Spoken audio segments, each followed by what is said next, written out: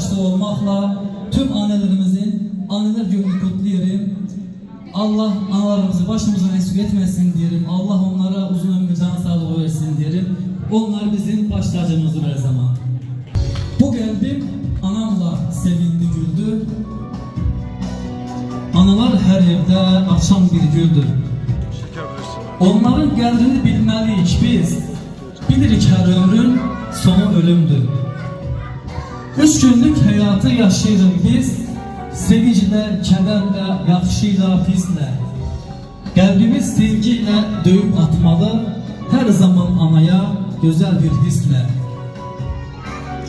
Anadır övladın dərdinə dərman. Anasız hayatta keçər bir dövran. Keçər ey qardaşım vaya dövranə. Qara bir zindan tək qəm olar hər an. Analar bizləri bu yaşa gətirir. Ağarım saçları çox şey yitirir. Onların hakkını ödemek olar. Tanrı ki cənnəti anaya yetirir. Analar başımızın taxtı tacıdır. Anasız bir hayat elbet acıdır. Övladın bir yeri ağrıyan kimi, bax ana o dərdin xoş alacıdır. Bax ana o dərdin xoş alacıdır.